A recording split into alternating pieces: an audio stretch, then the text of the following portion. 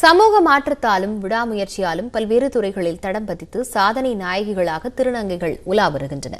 அந்த வகையில் கால் நூற்றாண்டாக சமூக பணியில் ஈடுபட்டு வரும் மாலிமாவுக்கு சிறந்த திருநங்கைக்கான விருது வழங்கி தமிழக அரசு கௌரவித்துள்ளது.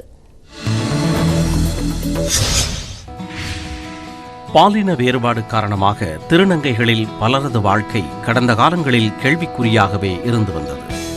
பொதுவெளியில் நடமாடக்கூட முடியாத அளவுக்கு கேலி கிண்டல்களுக்கு ஆளாகினர்.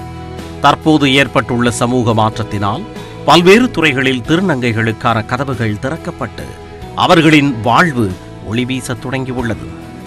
விழுப்புரம் மாவட்டம் செஞ்சி எம்ஜிஆர் நகரைச் சேர்ந்த மர்லிமா என்ற திருநங்கை கட்டட பொறியாளராக பணியாற்றி வருகிறார். திருநங்கையும் உயர்கல்வி பயின்று வாழ்வில் முன்னேற முடியும் என்பதற்கு உதாரணமாக திகழ்கிறார் இவர். கல்வி மூலம் சாதித்தது மட்டுமின்றி தன்னை நாடி வரும் திருநங்கைகளும் சுலபமாக தொழில் தொடங்குவதற்கான வாய்ப்புகளை உருவாக்கி தந்துள்ளார். அவரின் கால் நூற்றாண்டு சேவையை பாராட்டி 2022ஆம் ஆண்டின் சிறந்த திருநங்கையாக மர்லிமாவை தேர்வு செய்து தமிழக அரசு விருது வழங்கி கௌரவித்துள்ளது. பெற்றோரும் குடும்பத்தினரும் தனக்கு பக்கபலமாக இருந்ததாக கூறுகிறார் மர்லிமா. இங்கே பிச்சை எடுக்கக்கூடாது, பாலியல் தொழில் செய்யக்கூடாதுன்னு சொல்லிட்டு ஒவ்வொருத்தரும் நம்ம எல்லாருமே சமுதாயம் நினைக்குதுங்க.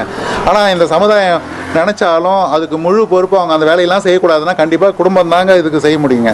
ஃபேமிலி சப்போர்ட் இருந்ததுன்னா ஒவ்வொரு திருநங்கையும் கண்டிப்பாக சாதிக்க முடியும். ஒரு திருநங்கை கௌரவமான தொழில் செய்து கௌரவமாக சக மனிதரோட பழக ஆரம்பிக்கும் போது தான் அந்த சமூகத்தோட மாற்றத்தை நம்ம பெற முடியும். அதுக்கு கண்டிப்பாக குடும்பம் சப்போர்ட் பண்ணுங்க. குடும்பத்தால் கைவிடப்பட்ட நிலையில் ஆதரவு தேடி வரும் திருநங்கைகளுக்கு பாதுகாப்பு அரணாக மர்லிமா விளங்குவதாக அவரிடம் அடைக்கலம் அடைந்த திருநங்கையர் தெரிவிக்கின்றனர். வீட்டில் இருக்கிற எல்லா திருநங்கைகளுக்கும் மாடுகள், ஆடுகள், அப்புறமா கோழி இது மாதிரி வாங்கி கொடுத்து எங்களுக்கு சொந்தமாக ஊக்குவிக்கிறாங்க. ரொம்ப சப்போர்ட்ஃபுல்லாக இருக்காங்க, ரொம்ப ஹெல்ப்ஃபுல்லாக இருக்காங்க.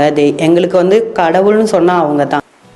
மர்லிமாவை போலவே மேலும் சில திருநங்கையரும் பிறருக்கு முன் உதாரணமாக திகழ்கின்றனர். அந்த வகையில் மருத்துவர் கார்த்திகா மற்றும் சென்னை லயோலா கல்லூரியில் PhD ஆய்வு மேற்கொண்டு வரும் ஜென்சி திருநங்கைகளின் நம்பிக்கையாக உருவெடுத்துள்ளனர். கல்வி ஒன்றே தங்களுக்கான ஆயுதம் என்பதை திருநங்கைகள் உணர்ந்து அதன் மூலம் முன்னேற வேண்டும் எனவும் இவர்கள் கூறியுள்ளனர். எல்லாருக்குமே தெரியும், கிராமத்தில் இருக்கிறவங்க பெண் தன்மையாக இருக்கிறவங்களை பார்த்தீங்கன்னா எல்லாருமே கேலி கிண்டல் செய்கிறது இன்னைக்கு வரைக்கும் வழக்கமாக தான் இருக்குது. கிராமத்தில் இன்னும் அந்த அவேர்னஸ் எல்லாம் இல்லை. ஸோ அதுக்காக என்னை நான் கண்ட்ரோல் பண்ணிக்கிட்டு என்னுடைய படிப்பில் நான் ஃபோக்கஸ் பண்ணேன். நான் எல்லாத்துலேயுமே என்னோட UG, MA, MPhil எல்லாத்துலேயுமே நான் கோல்டு மெடலிஸ்ட்டு. இப்போ நான் PhD முடிக்க போகிறேன். வீட்டிலேருந்து வெளியில் வர திருநங்கைகள் இல்லை திருநங்கை லைஃப்பில் ட்ரான்ஸ்ஃபர் பண்ணுற திருநங்கைகள்லாம் தயவுசு உங்கள் படிப்பை டிஸ்கண்டினியூ பண்ணிடுறாங்க. நீங்கள் SSLCயோ +2ஓ டிகிரியோ என்ன படித்தாலும் அதை கண்டினியூஷன் பண்ணுங்கள்.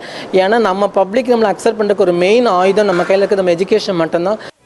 வாய்ப்பு கிடைக்கவில்லை என முடங்கி விடாமல் கல்வியின் மூலம் சாதித்த மர்லிமா, ஜென்சி போன்றோர் அனைத்து திருநங்கைகளுக்கும் முன்னுதாரணமாகவே திகழ்கின்றனர். நியூஸ் 18 தமிழ்நாடு தொலைக்காட்சி செய்திகளுக்காக விழுப்புரத்தில் இருந்து செய்தியாளர் குணாநிதி.